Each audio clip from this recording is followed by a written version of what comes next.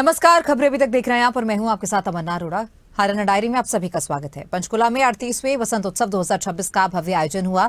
Sector 5 स्थित यवनिका park में हरियाणा के मुख्यमंत्री नायब सिंह सैनी ने 3 दिवसीय वसंत उत्सव का विधिवत शुभारंभ किया और इस मौके पर विभिन्न प्रकार के फूलों की प्रदर्शनी, प्रतियोगिताएं और स्टॉल्स भी लगाए गए। क्या कुछ खास रहा इस दौरान, इस रिपोर्ट में देखिए।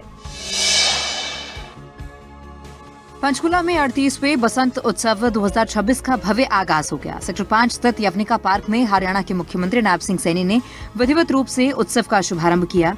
3 दिवसीय इस बसंत उत्सव में विभिन्न प्रकार के फूलों की प्रदर्शनी, प्रतियोगिताएं और कई आकर्षक स्टॉल लगाए गए हैं। खास बात यह है कि इस बार उत्सव को सूरजकुंड मेले की तर्ज पर और ज्यादा भव्य रूप दिया गया है।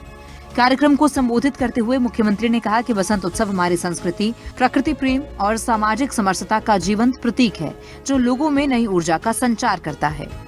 37 साल में पहली बार उत्सव का आयोजन ये 3 दिन सूरजकुंड मेले की तर्ज पर ये किया जा रहा है। ये 3 दिन चलने वाला है हमारा बसंत उत्सव, और इसके साथ ही रख रखाव के लिए साल भर से बंद जो एशिया का सबसे बड़ा कैक्सक गार्डन भी जनता के लिए वो खोला गया है। साथियों, इस उत्सव को आकर्षक बनाने के लिए पुष्प सज्जा, कट फ्लावर, रंगोली प्रतियोगिता, चित्रकला और पार्ट पेंटिंग, फेस पेंटिंग और टैटू प्रतियोगिता, ये पर्यावरण क्विज, मेहंदी प्रतियोगिता, फैंसी ड्रेस, ये इस प्रतियोगिता का आयोजन इसमें किया जा रहा है।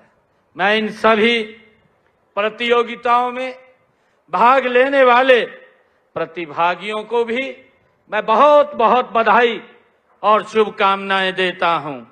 इन प्रतियोगिताओं के माध्यम से न केवल प्रतिभाओं को मंच मिलेगा, बल्कि बच्चों और युवाओं को रचनात्मक भी उनकी वो विकसित होंगे। साथियों, मैं आशा करता हूं कि वे पूरे उत्साह के साथ अपनी प्रतिभा का इस मंच के माध्यम से वो प्रदर्शन करेंगे।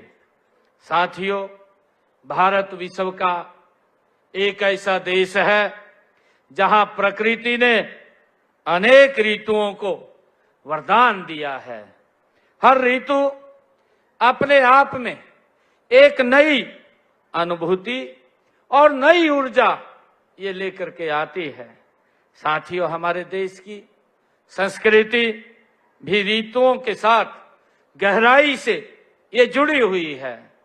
साथियों, इसलिए इस ऋतु के आगमन पर कोई न कोई पर्व या उत्सव वो मनाया जाता है। और साथियों, वसंत ऋतु को तो विशेष रूप से आनंद, नवजीवन और उमंग की ऋतु माना गया है। साथियों, इस समय प्रकृति यह संदेश देती है कि जीवन हमेशा आगे बढ़ने का और खिलने का नाम अगर है तो ये बसंत है। हरित क्षेत्र को बढ़ाने के लिए, जल संरक्षण को बढ़ावा देने के लिए, जैव विविधता को सुरक्षित रखने के लिए हमने अनेक योजनाएं हरियाणा सरकार चला रही है। हमारी सरकार ने पेड़ों के संरक्षण के लिए प्राणवायु देवता पेंशन योजना उसका शुभारंभ किया है। जिन वृक्षों की आयु 75 साल से ज्यादा है, ऐसे वृक्षों के रख रखाव के लिए हमारी सरकार पेंशन देने का काम करती है। मुझे खुशी है, उनको सालाना हम 3000 रुपए पेंशन देने का काम करते हैं। और इसलिए मुझे ये बताते हुए खुशी भी हो रही है कि हरियाणा प्रदेश के अंदर हमने 3819 पेड़ों की पहचान करके उनके अभिरक्षकों को, जिनको हमने सुपुर्द किया है, को लगभग हमने 2,05,00,000 रुपए की पेंशन के रूप में उन लोगों को देने का काम ये किया है।